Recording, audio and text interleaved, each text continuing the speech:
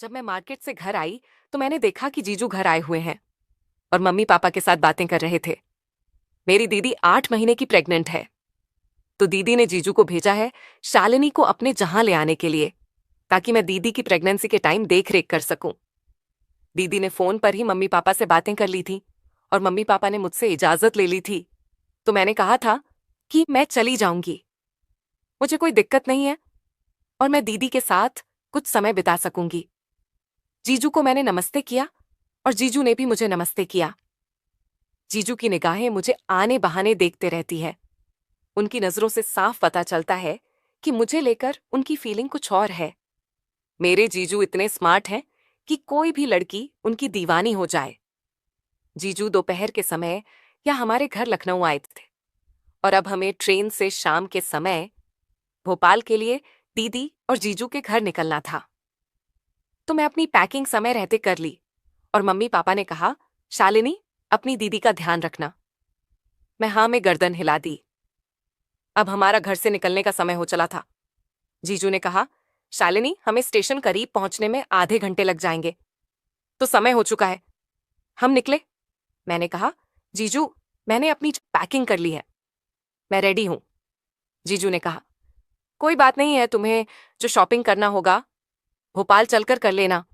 ना जाने क्यों मुझे अपने जीजू से बातें करने में शर्म आती थी और बातें करते करते मेरी नजरें नीचे हो जाती थीं।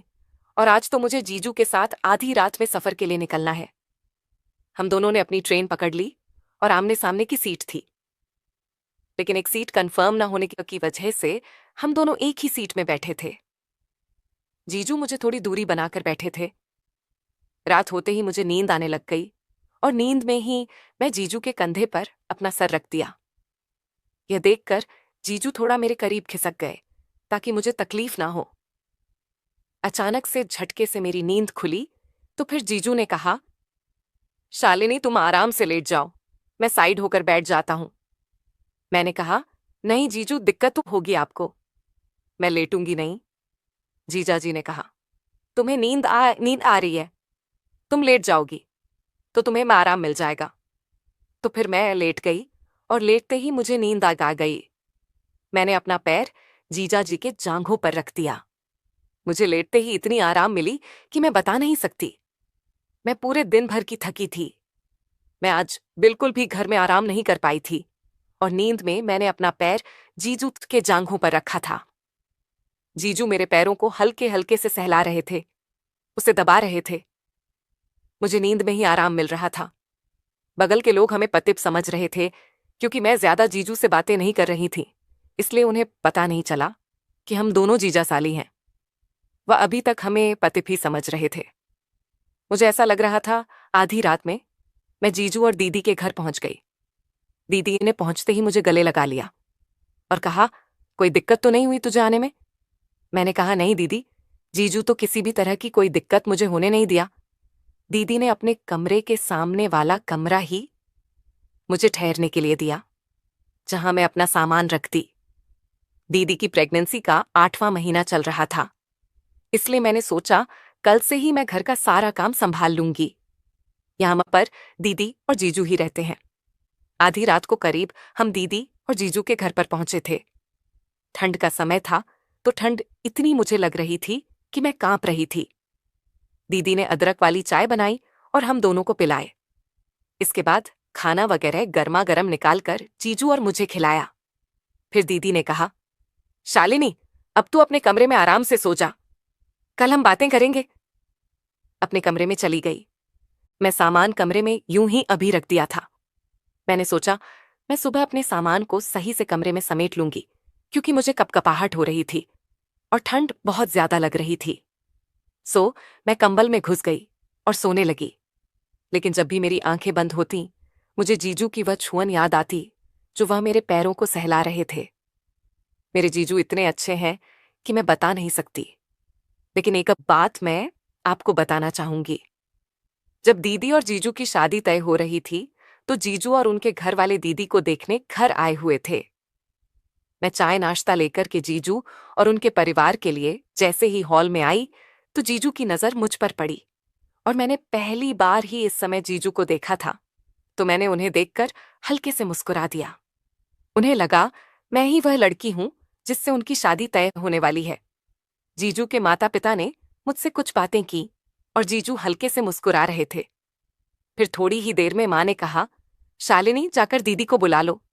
तो मैं दीदी को उनके कमरे से बुलाने ले गई और बुलाकर हॉल में लाई तो जीजू को पता चला कि मुझे नहीं, मेरी बड़ी बहन से उनकी शादी की बात चल रही है। ये बात जीजू ने मजाक मजाक में ही मुझसे शादी के बाद बताया था। तो यह सुनकर के मैं शर्मा गई थी। मुझे नींद नहीं आ रही थी। कंबल में गर्माहट के कारण मुझे अच्छा लग रहा था, लेकिन मेरे दिलो दिमाग में ना जाने क्यों जीजू का चेहरा घूम रहा था। ऐसा लग रहा था कि काश जीजू जैसा लड़का मुझे भी मिल जाए। कुछ देर के बाद मुझे प्यास लगी। मैं उठकर के किचन की ओर जाने लगी। तभी दीदी के कमरे से कुछ आवाज आ रही थी। ना चाहते हुए भी खिड़की की झेरियों में मैंने झांक करके देखा। दीदी और जीजू आपस में लिपटे एक दूसरे को चूम रहे थे। यह देखकर कि मेरा मन मचल गया और मैं पानी पी के अपने कमरे में आ गई और मेरी आंखों से नींद कोसों दूर थी। सुबह हुई, मैं नहा करके जैसे ही वॉशरूम से बाहर निकली, इस समय जीजू कमरे में आए। वह मुझे देखते ही रह गए।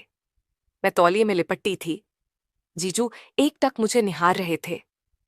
मैंने जीजू का इस तरह पहली बार देखा था, लेकिन जीजू का इस तरह से मुझे देखना ना जाने क्यों अच्छा लग रहा था। जीजू धीरे धीरे मेरे करीब आए। वह मेरे होठों को, जो लग रहा था कि चूमना चाह रहे हो, उनकी आंखें लाल हो रही थीं। वह अपने हाथों को धीरे धीरे मेरे चेहरे के पास ले आए, मेरे चेहरे से पकड़कर होठों के करीब ले आए। फिर एक झटके से अपने हाथ हटाकर बोले, मुझे माफ करना। मैं बिना दरवाजा खटखटाए अंदर आ गया। मैं ऑफिस जा रहा हूं। तुम्हारे दीदी सर में थोड़ा दर्द बता रही है। मैं नहीं जाने वाला था ऑफिस, लेकिन तुम्हारी दीदी ने कहा हल्का दर्द हो रहा है। कोई बात नहीं, आप ऑफिस चले जाओ, तो तुम देख लेना। मैंने कहा, जीजू। इसके बाद जीजू ऑफिस चली गए और मैं यूं ही बिस्तर पर बैठ गई और मैं सोचने लग गई कि काश मुझे जीजू मेरे होठों को चूम लेते। लेकिन खैर, इसके बाद मैं कपड़े पहनकर दीदी के पास गई और घर के जो बचे हुए काम थे वह सब मैंने कर दिया। रात हुई। जैसे ही जीजू ऑफिस से घर आए, मैंने दीदी से पूछकर जीजू के पसंद का खाना बना दिया था और जीजू, मैं और दीदी एक ही टेबल पर साथ में खाना खाने लगे। जीजू ने मेरे खाने की खूब तारीफ की।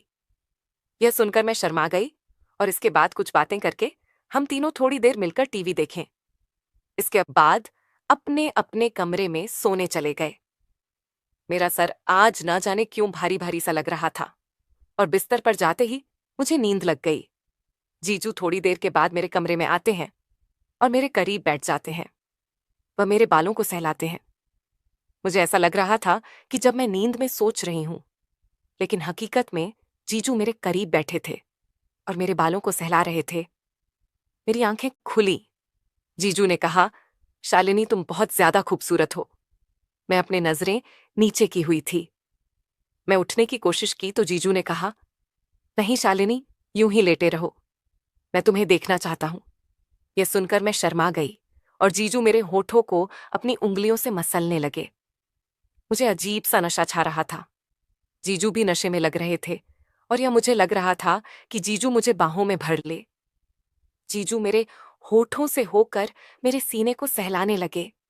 मैं कसम हंसाने लग गई। जीजू ने मेरे शर्ट के एक एक बटन धीरे धीरे करके खोल दिए। इसके बाद मेरे ब्रा को खोल करके उन्होंने बिस्तर पर फेंक दिया और उन्होंने मुझे बाहों में भर करके मेरे पूरे जिस्म को चूमने लगे। मुझे अब रहा नहीं जा रहा था। मैंने भी जीजू को बाहों में भर लिया और वह सब करने की इजाजत दे दी जो जीजू की आंखों में छलक रहा था। शालिनी, मैं तुम्हें जब से पहली बार देखा था तब से ही तुम मेरी नजरों में बसी हुई हो, लेकिन मैं तुम्हारी बहन से धोखा नहीं करना चाहता था। लेकिन जब तुम्हें नहा के गीले बालों में तौलिए में लिपटते देखा तो मैं अपने आप को रोक ना पाया। आज ऑफिस में भी मेरा ध्यान काम पर ना था। मेरे ख्यालों में तो तुम बसी हो। जीजू मेरे पूरे जिस्म को चूम रहे थे और कह रहे थे, आई लव यू शालिनी। मैं तुमसे बहुत प्यार करता हूं और तुम्हें पा लेना चाहता हूं। जीजू का एक हाथ मेरे नीचे के जीन्स के अंदर था और वह मुझे जोर जोर से सहला रहे थे। मैं चाहकर भी कुछ ना बोल पा रही थी। यूं लग रहा था मेरा शरीर बस जीजू के बाहों में कसा रहे। आज मेरे साथ वह सब हुआ जो मैं भी चाहती थी।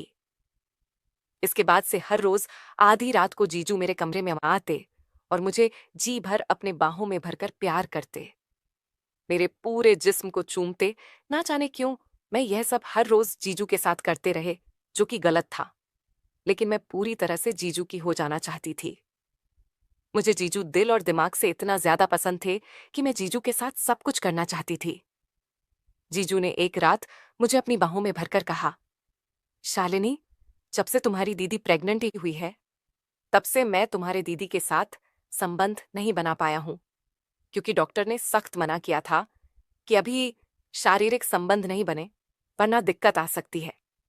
तो फिर बस में ऊपर ऊपर ही उसे चूम लिया करता था ताकि मेरी उत्तेजना शांत हो सके। लेकिन उस दिन जब मैं तुम्हें तौलिए में देखा और पूरे जिस्म को मैं देखता ही रह गया, उस समय तो बहुत मुश्किल से मैंने अपने आप को रोक लिया, लेकिन इसके बाद मैं अपने आप को नहीं रोक सका। शालिनी, तुम भी मुझसे प्यार करती हो ना? यह सुनकर मैं जीजू के गले लग गई और कहा, यदि मैं आपसे प्यार ना करती तो मैं